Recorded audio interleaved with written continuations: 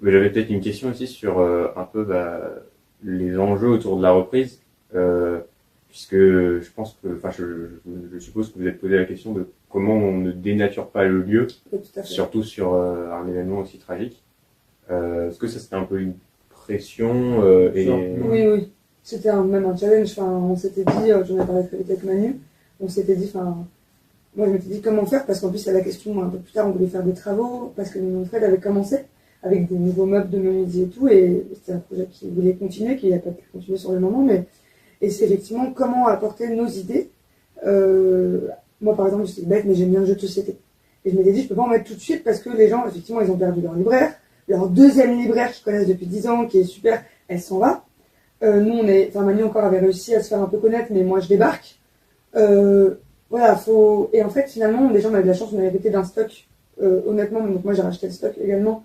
Mais notre aide, ils avaient quand même des goûts, en tout cas des valeurs assez proches des nôtres. Donc, déjà, on a la chance d'hériter d'un stock qui nous ressemblait déjà pas mal. Ça, c'était super, super cool. Il y avait aussi, Ninon nous avait aussi apporté plein de conseils. On avait un peu de temps, surtout Manu, de voir un peu les goûts des gens du quartier, de développer des nouvelles choses. Et du coup, c'est vraiment un enjeu qui est toujours encore un peu le cas entre l'équilibre entre garder l'âme de la librairie, qui est la même en fait depuis tant d'années, tout en apportant un peu qui on est aussi, notre patte. Je pense qu'on y arrive, et d'après ce que j'en nous disent aussi par notre personnalité, comme vous avez déjà un peu dit Ninon, que forcément quand les propriétaires, enfin en tout cas les personnes qui y sont changent, forcément l'ambiance change un peu. Et du coup, on a quand même si on développe d'autres rayons, qui sont par exemple plus nos goûts, ou que au moment du rachat, il y avait aussi des pistes que Ninon m'avait données, des choses qu'ils n'avaient pas forcément eu le temps d'explorer pour plein de raisons, la taille, les goûts, on n'a pas forcément les mêmes goûts qu'eux, on n'a pas les mêmes goûts l'un et l'autre. Et du coup, par exemple, Manu avait commencé à bien développer le rayon polar grand format, qui est un rayon qui ne tourne pas énormément dans beaucoup de librairies, enfin c'est un peu dans la chaîne du livre en général, enfin dans le monde du livre en général, à moins d'avoir un libraire très spécialisé, ça ne tourne pas forcément super bien. Pour plein de raisons. Et par exemple, Manu avait commencé, ils avaient déplacé le rayon, je crois que c'était déjà déplacé, les frères Lénon avaient fait un essai, et Manu a vachement bien poussé ce rayon, qui par exemple tourne bien chez nous.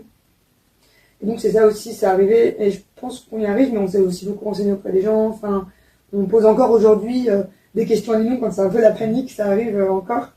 Voilà. Donc ouais, c'était arrivé à trouver, je pense qu'on y arrive, mais grâce aussi au fait qu'on a hérité d'un stock qui était déjà bien, un bon fondement, quoi. Une belle fondation.